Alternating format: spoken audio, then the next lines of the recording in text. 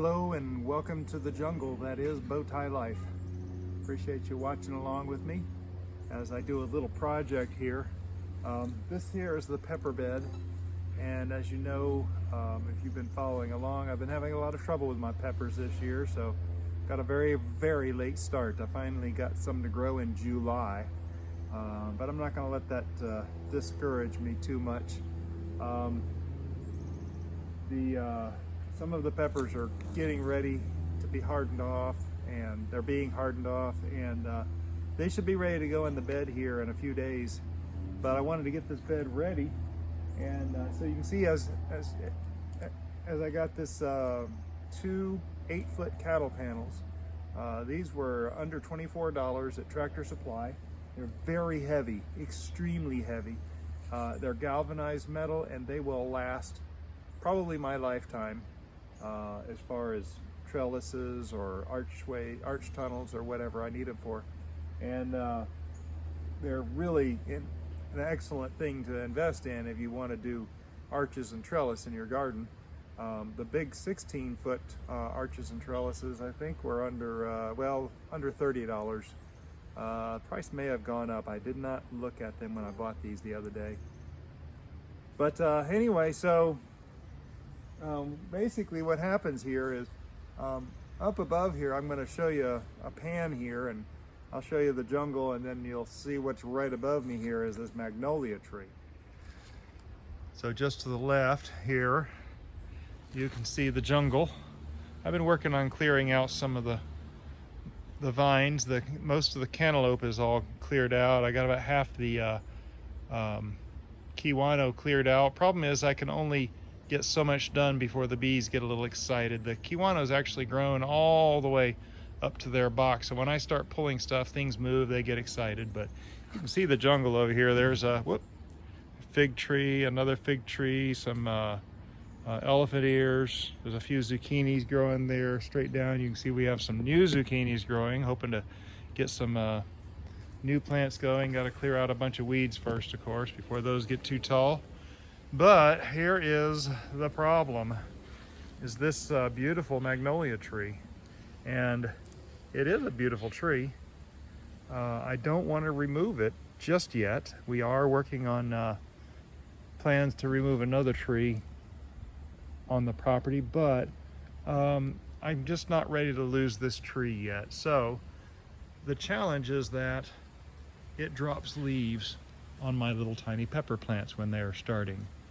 And so I want to put a cover over this with the plastic that I'm going to show you, and we'll see how that works.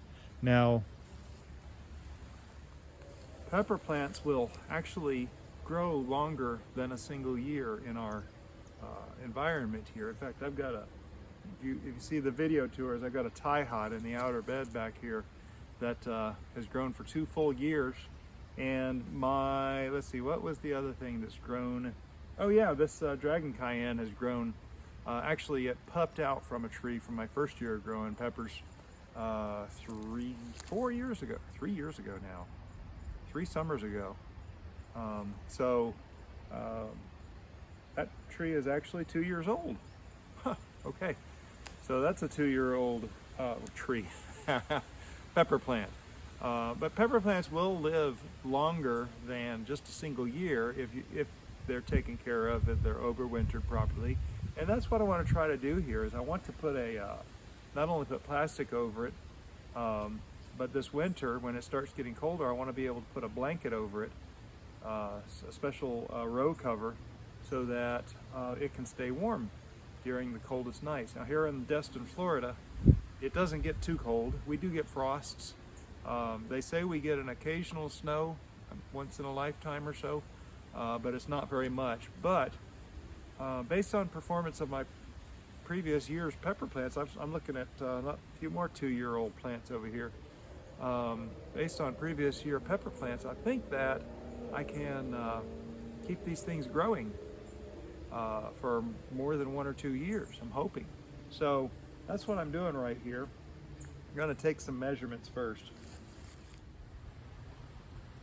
So some of you may have discovered that before me that my little eMeet Luna microphone puck thing wasn't working, and so I'm gonna have to yell at the camera like Gardner Scott said he was doing when he got started. I'm gonna have to get a microphone to wear so we can do better sound. But basically and ultimately what I want to do here is I want to have plastic long enough, wide enough to go the full length of this, which I happen to know this is an 8-foot long cattle panel, so that's 8 foot. The piece of plastic I got is 10 foot wide, so that part is perfect. What I want at the end though is the plastic needs to not only go the full length of this tunnel, but I want there to be enough plastic that it can come down and tuck in underneath these top caps when I really want to close it down completely. So I'm going to need it to be the full length of this bed, which appears to be just under 12 feet. So say 12 feet. Plus, it's going to have to come down from this height to the height of the bricks. So that's another, say 3 feet on each side, and let's say 4 feet, so it'll have enough to go underneath the top stones here when I weigh it down.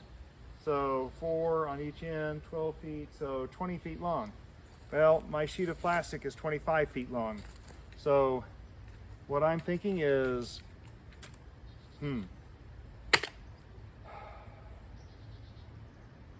I may just cut off 5 feet of the end of it. Yeah, that's what I'm gonna, oh boy, that's a hard call because I might want to be able to use it again on a longer bed.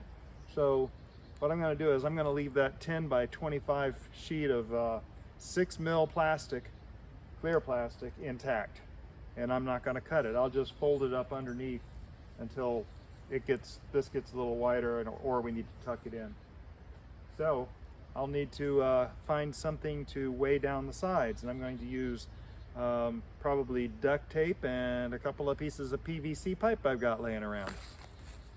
So went to my local Ace Hardware, got some of this sheet plastic, and the important thing here is that you want it to be thick enough, and this is 6 mil. That's a pretty good thick plastic. It will last in the wind and flapping against this, though I don't want it to be flapping against this, so I'm going to try to keep that from happening. But you can see here it's a 10 by 25 sheet, so that is going to be perfect for this project. Not even going to have to cut it. But you can see it's a pretty heavy plastic. It's not clear, but it's clear enough for what I want to use it for. So I'm gonna do with what we got. This was like a $30 roll of plastic though, so ouch. I'm gonna be rolling up the edges and taping it up and taping it into and slipping a piece of PVC into each side to provide a little bit of weight. And then I'm going to put a single string over both of the arches just to hold it down so it doesn't, you know, disappear on me somewhere. So let's get started, because I got pepper plants that want to be planted out.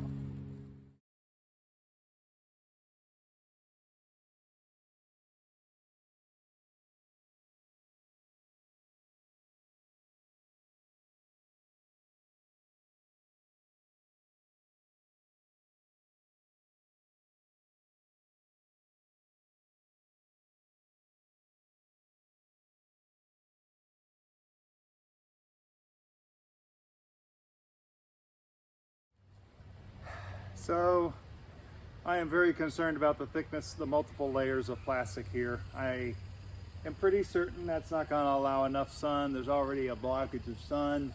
It does get pretty good sun as it comes across for a few hours here, and then it gets some down here, but I think that plastic, 3 layers in some places, is going to be too thick. I'm probably going to have to cut the piece of plastic after all. I'll have to figure something out, but anyway, so some of you may have noticed I didn't use duct tape. I couldn't find my roll of duct tape, and so I used some 3M cold weather flashing. It actually sticks really good, and so it's what I had. And if you watch my how I start a business video, you'll see I tend to try to do things and starting with what I have and go from there. So anyway, there we go. We do have that golden cross up underneath there. There's a jalapeno, a couple of shishitos that look stressed. Yikes. I don't know if it's because one of them fell over or whatnot. I don't know if it's because way too much rain in the past week. That's another nice thing about this, is it will help control the rain. This is kind of a wind protected area in here, but the prevailing wind does go this way. It doesn't go that way almost ever. So I'm hoping that it will just blow right through this and give good airflow to these peppers. I still need to tie some string over to this to hold it down, and I'm gonna have to come up with some way to roll up the aside when I want to work in there, or when I want to just allow sun to be in there, which may be sooner than later.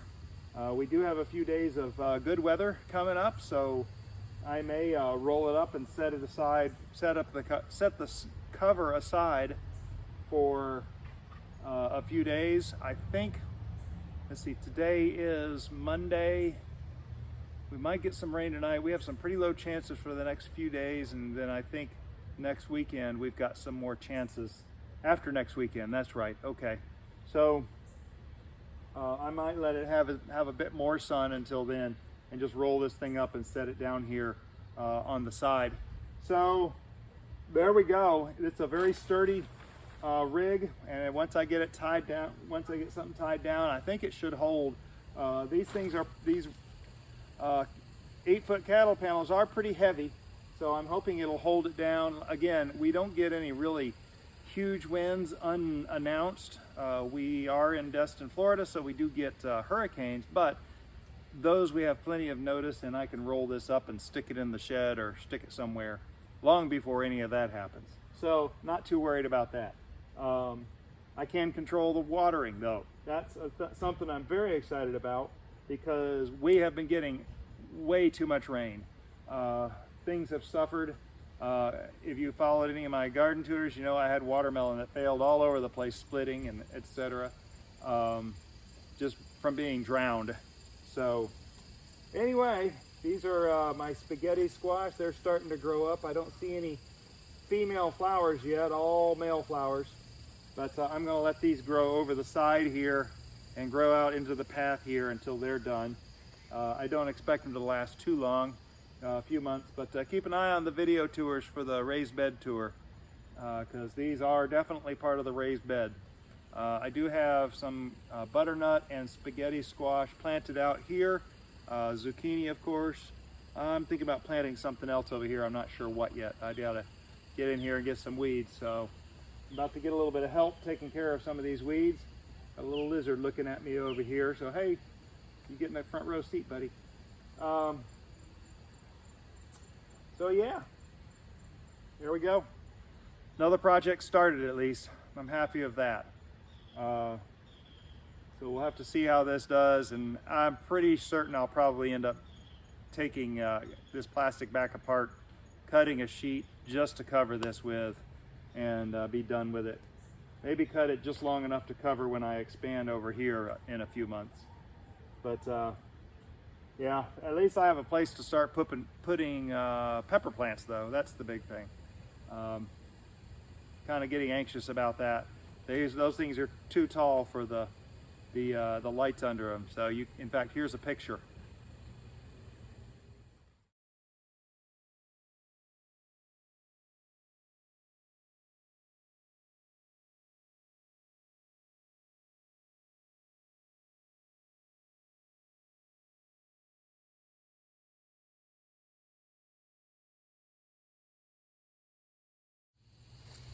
The sun has finally set.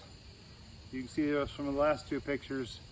It's out of my eyes now, but also You can see on the clouds over here, that last picture, the shadow of the earth is starting to climb those clouds. It's very cool. That's one of the neatest things. We get a lot of those tall, puffy, cottony clouds in here, and it's kind of a standard for around this area. But anyway, so it's one more step down. Happy about that. So I'll probably end up putting a couple more emitters in here for pepper plants. This does get watered every other day. As a raised bed, it gets really good drainage, and that should be about right for these pepper plants. It only gets about half an hour every other day. But I will, of course, keep a very close eye on it and watch for stress and make sure that it's enough. The plants that are in here will be a really good litmus test, because I can see if they start having too much stress from lack of light or lack of rain or too much rain or too much watering, which I can pretty much guarantee that's not going to be the situation. So anyway, thanks for joining me on this video, and maybe you get another idea on something, a way to solve a problem in your own garden. It's just the next step in the evolution of the jungle here. We are doing a lot of work this winter, and we're gonna try to multiply our efforts here and be able to produce even more in this garden. We did okay for our first year. Had a number of failures, and I'm not disappointed. Learned a lot. Frankly, plants and produce was not the object this year. It was learning what we got and what we can work with and where things are, and learned that we have a big tree that has to come down. And so you just kind of take your time and study things and observe and see where the sun goes and see what kind of patterns happen, and just learn, because you know, the moment you stop learning is the day you die. If we learn something every single day, it's a good thing. So y'all have a great day. I appreciate it. Appreciate you watching, and thank you for subscribing and clicking thumbs up on the video. We're still working on our getting our custom URL, so we need at least 100 subscribers for that to happen. I am excited. We hit the first milestone for YouTube, and that was 100 hours of view. That was kind of exciting when I got that notice. The analytics tell me how many hours videos have been viewed, and we reached 100 hours. So little tiny steps. Yeah, the next step that I'm shooting for is 100 subscribers. So please tell your friends, anyone interested in gardening that might be interested in seeing the progress of the garden and what's happening here. Please share the videos and ask people to subscribe. And we will see you in the next video. And y'all are awesome. And as always, have a blessed day.